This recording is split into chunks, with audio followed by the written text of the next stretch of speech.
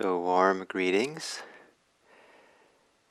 And many years ago I heard a saying that came out of Alcoholic Anonymous.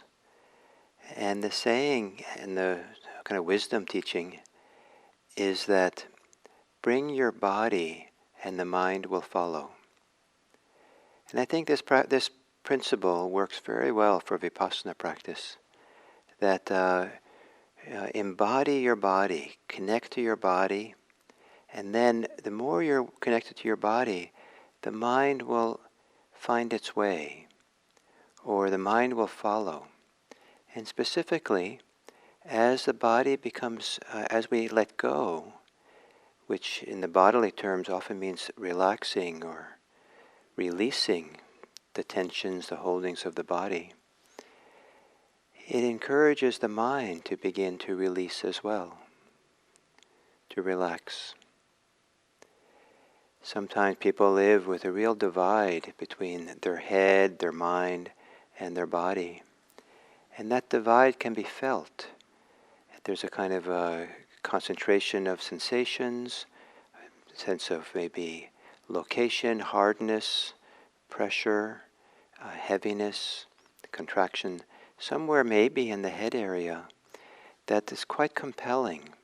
It's kind of has a gravitational force that pulls us into it. But the more that's there, the more it tends to create a divide between the body and the mind. And that contraction, that heaviness, that sense of strong location, is a form of attachment, a sort of clinging, holding. So as we relax the body, we start noticing the places in the body, like in the head, associated with the mind, that are holding as well. And slowly, slowly, to release, relax, open the body, open the mind, until the body and the mind are not separate. They become one harmonious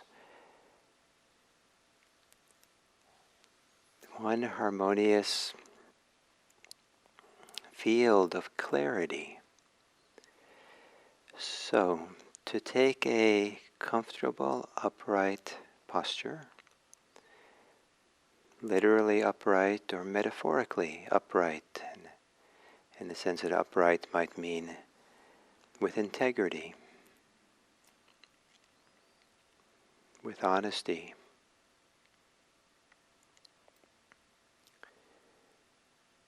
And to close your eyes, and with the eyes closed, turning on the light within your body, in the sense of becoming aware of the sensations of your body.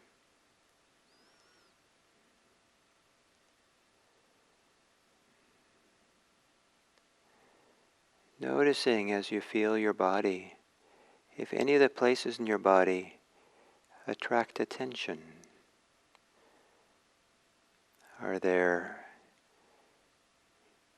Is there tension there, holding there?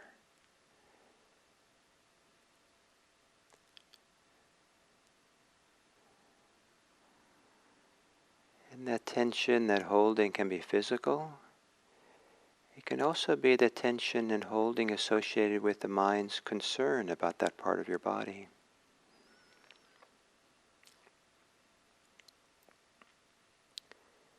And as you exhale, perhaps there can be a beginning of a process of relaxing, softening of the hardness, the tension, the holding that might be.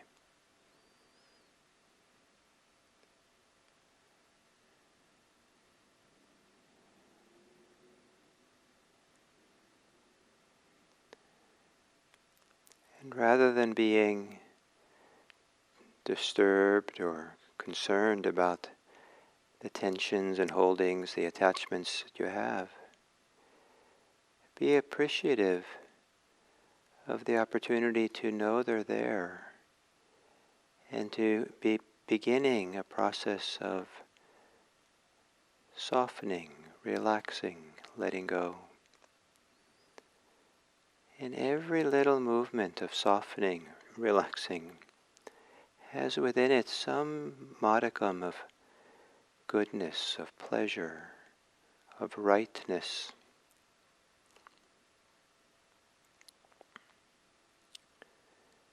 Perhaps softening in the belly, relaxing the belly and the sides of the waist,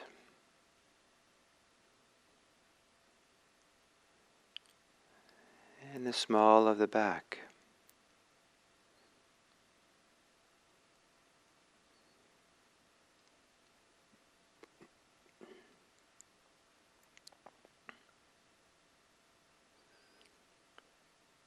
Relaxing and softening around the solar plexus and the diaphragm.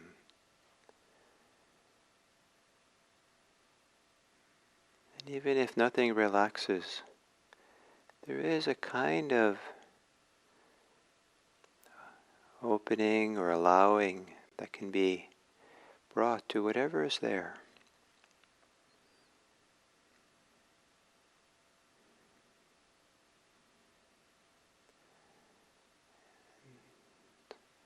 Relaxing in the chest,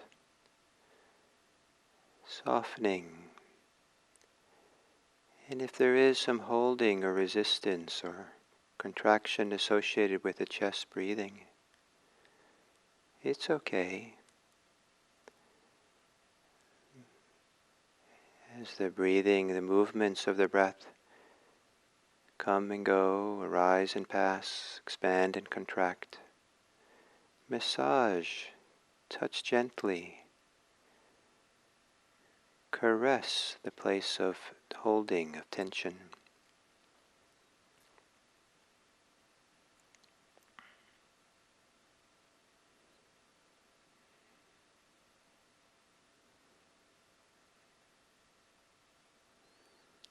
And softening, relaxing in the face.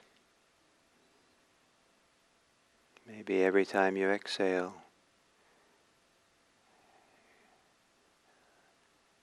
letting the muscles that work throughout the day soften and relax, letting the face rest.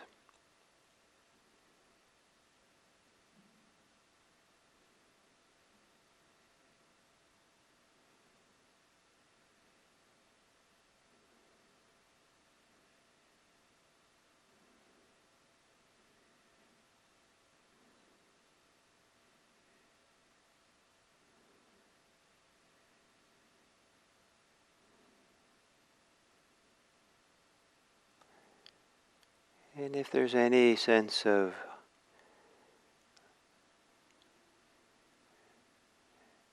concentrating yourself in the area of your brain, your head, any tension,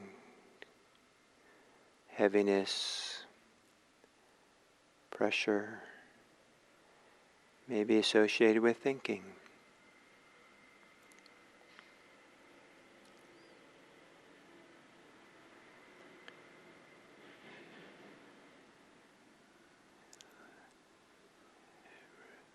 See if you can loosen up, loosen, expand, soften, spread out the tensions of the mind. Every time you exhale,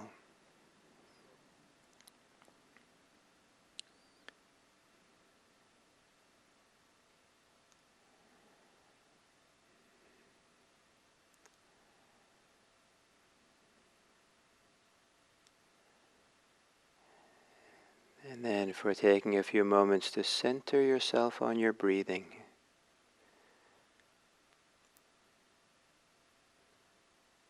The rhythms of breathing.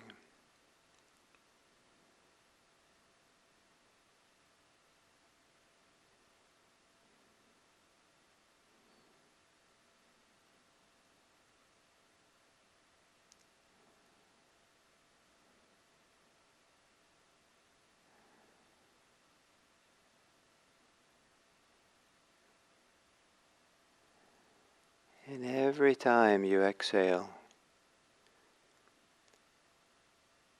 let there be relaxing, releasing in the body, releasing in the mind.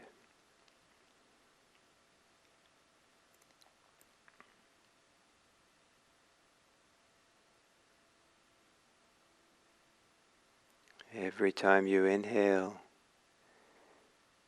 allow yourself to spaciously, generously receive your experience.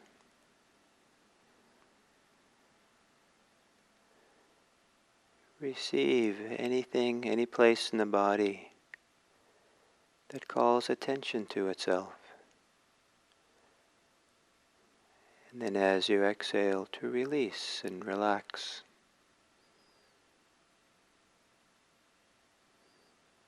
Sometimes releasing muscles in the body, sometimes releasing the mind,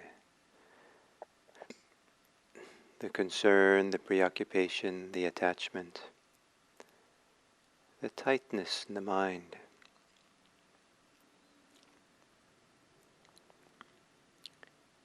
And if things don't relax or release easily, that's okay. You might have to relax and let go of wanting them to relax, trying to. And instead, letting go is letting be. Just letting it be. Breathe with it, breathe through it.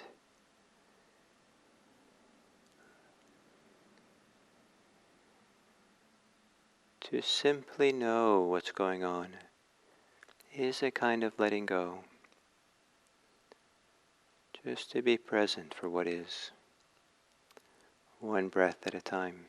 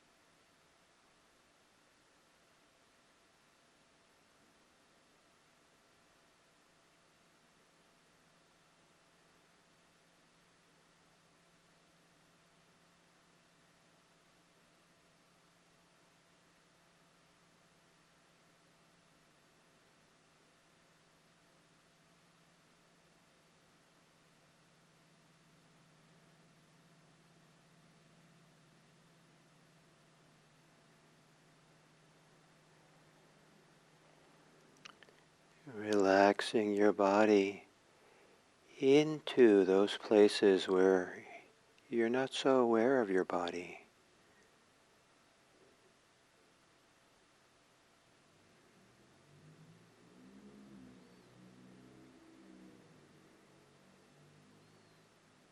Relaxing your mind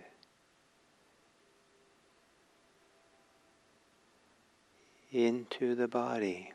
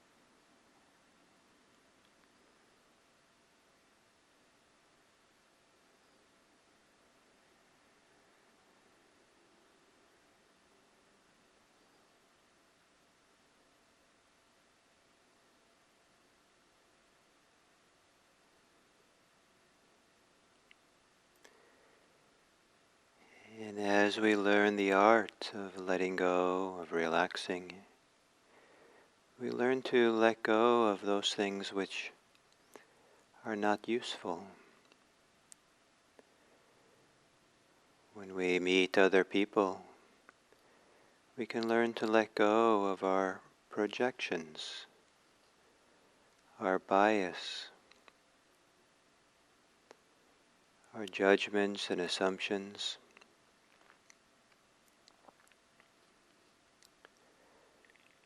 We can let go of of our attachments and resistances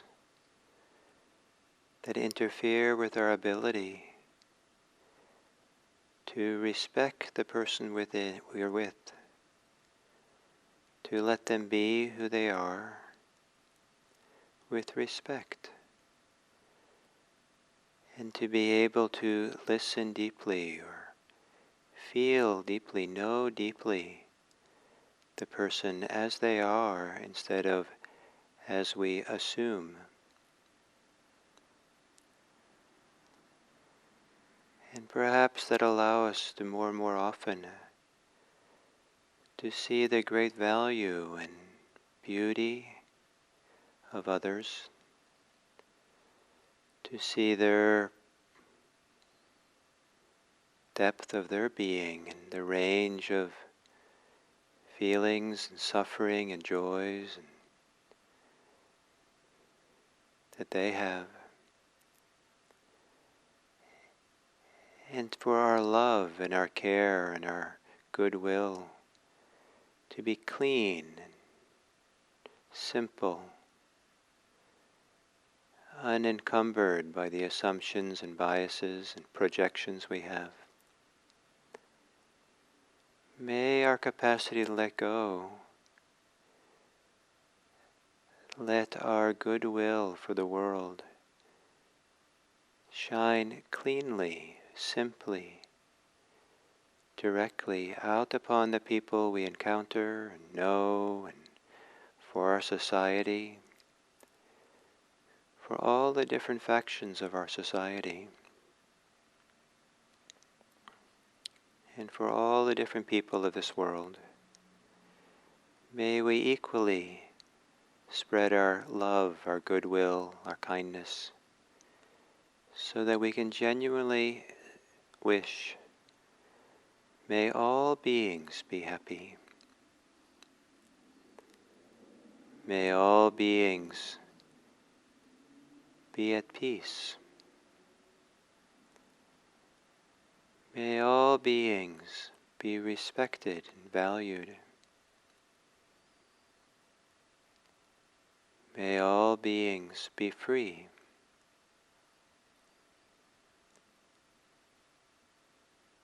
May all beings be happy.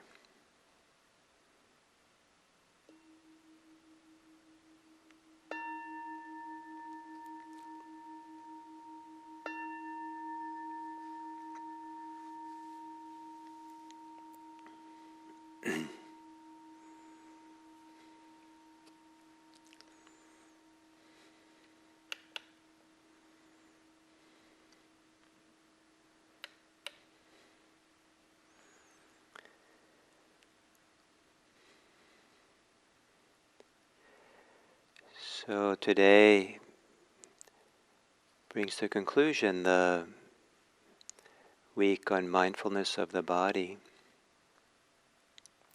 It also brings to a certain conclusion the last 4 weeks, where there was teachings, instructions on the 4 kind of areas, foundational areas that I often use to teach mindfulness practice.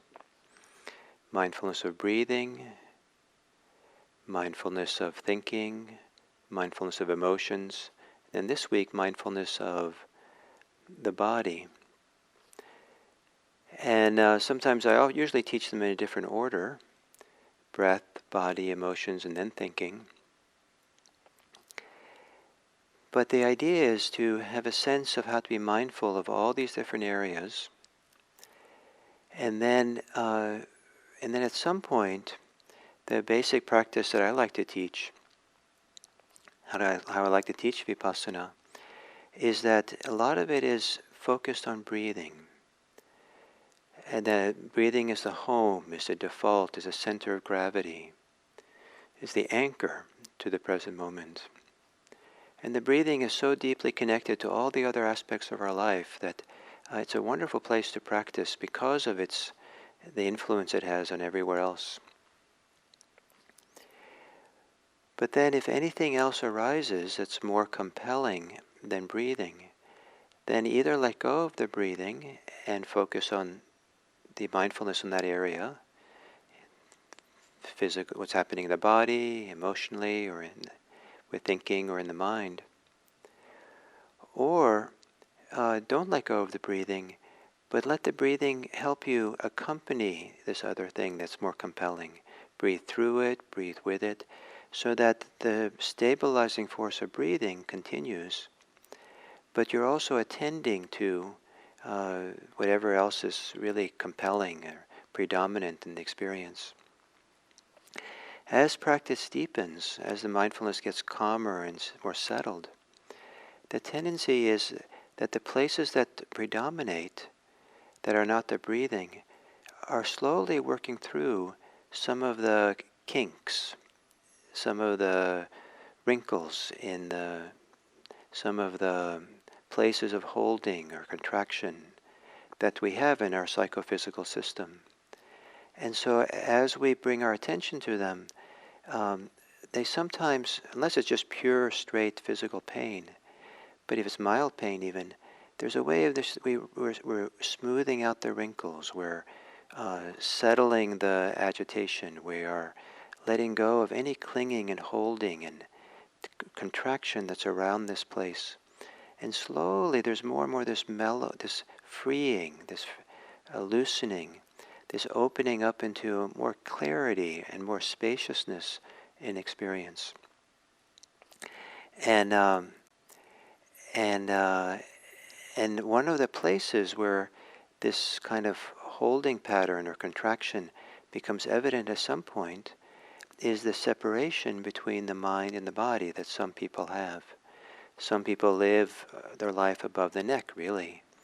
And a lot of it's, we say in English, in the head, meaning usually it means that we spend a lot of time thinking and analyzing and planning and fantasizing, and we're swirling around in this two-dimensional world of just thoughts and ideas and stories. The three-dimensional world is to open up from the whole body as part of it all, and have the field of relaxation, of letting go, of ease, spread outward in all directions. And so to feel the separation, to bring that attention to that place of separation, or where the coagulation of around the mind or thinking, and have that also begin to loosen and soften and relax. And so at some point there's no real divide between the mind and the body. You can identify them as being somewhat separate, but they're not really this. They're coterminous. They're all encompassing in the same field of clarity, of ease, of peace. And so it's a process of letting go, of relaxing, of opening up, of being receptive, that expands to everything's included. And so how we start with the breathing and then move to what's predominant, different predominant things will then appear. It's kind of random, seemingly. But as practice deepens, I don't think it's particularly random. We're kind of going through layers of our being, layers of where our coagulation is, our congestion is, or where we're stuck, where there's resistance, where there's holding patterns. And we're kind of going through it kind of in whatever's predominant, the layers. And it might be, one day it might be in the chest, another day it might be in the head or the shoulders, or it might be certain emotions that come up, or certain cognitive things, ideas, stories, memories. And I like to think that the Dharma knows best what's next for us. That as we sit and focus and settle, whatever arises next, it's kind of like the Dharma knows, or the inner life knows, okay, now it's time to be present for that, and learn to find our freedom with that, and not be caught by this, and learn to settle with this as well. And sometimes we find that as we relax, and sometimes there's a big letting goes, or a real deep quantum deepening of letting go, or relaxing, or settling, concentrating, and it can feel quite nice. It's followed by a period of little more difficulty, or sometimes a lot of difficulty.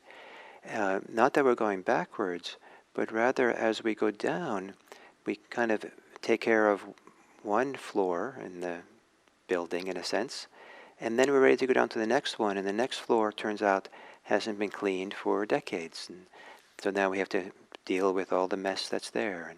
And once that's kind of done, then we maybe feel more settled, and we can go further and deeper.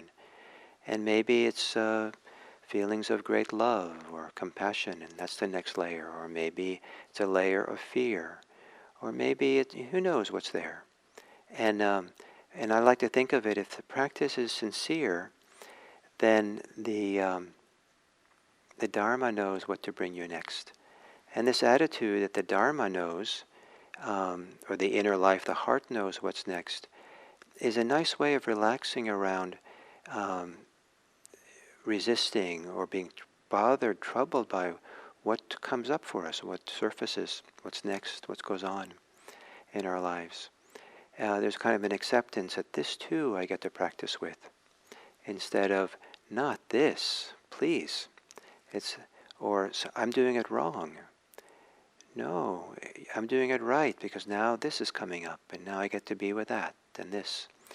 And this ability to just be with things as they are and accept them as the field, the domain of practice that we practice with, is not a generic kind of or a naive kind of acceptance of things, but it is an acceptance where we don't in conflict, or we don't resist it as being the appropriate domain for practice. And it's a powerful thing to learn, how to be willing and open and receptive to practice with anything that comes our way, rather than resisting or being upset or collapsing. To develop confidence and trust in the power of mindfulness, the power of practice. This too I can step towards in a certain way, to step towards or turn towards, to be mindful of and to be present for and to experience. And then we can go through these 4 different areas. In this particular thing that's happening now, what's happening with the breathing? How's breathing going on? What's happening in the body? What are the physical experiences, sensations that come along? Where am I tight, holding, resisting, pulling back, leaning forward? What's happening with the body? And what's happening emotionally? What emotions are predominant? What emotions are moving through me? And what emotions are motivating me and prompting me to do something? Attack, run away, soothe, comfort. What's going on? And then to know what's happening with the mind and our thoughts and our beliefs and our cognitions and the movements of the mind, the contractions of the mind. And so we have these tools to be with what is and to practice with it, so that we can find our freedom in the middle of it. And as we have our freedom, then we hopefully have more wisdom about how to act, what to say, what to do, what to feel, what to intend, how to be with the situation to take care of ourselves and take care of the world itself. And the culmination, I feel, of this practice is to really have in one's heart no resistance, no divide between the welfare of others and the welfare of oneself, so that we're certainly caring for ourselves and helping ourselves be safe and healthy and really allowing ourselves to thrive. We're important. And we're not holding on to self or holding ourselves separate from people or conceited or attached to our own welfare only. But we're also concerned for the welfare of others. and equally. And there's a freedom, there's an ease in that care. It's not obligatory. It's not like we have to push against great odds. It's just that the simplicity of the heart that is free and relaxed. Of course it wants to care and be for the welfare of others. Um, Others are very much like ourselves in some of the deep ways, and the possibility of peace, love, and respect. And to really understand that this practice is leading us to live in the world concerned, not effortlessly, but naturally almost, for the welfare and happiness of all beings everywhere. That in a certain, it's almost as if the welfare of others is our own welfare, and the welfare of ourselves is the welfare of others. And we live in the world of caring for each other. So I hope these weeks of mindfulness, the basic kind of teachings, has given you a little different take on how it's usually taught, or added to it, or supplemented it, or deepened it in some way, and supported you, and it's possible we'll continue some aspect of this next week, and so kind of maybe. Um,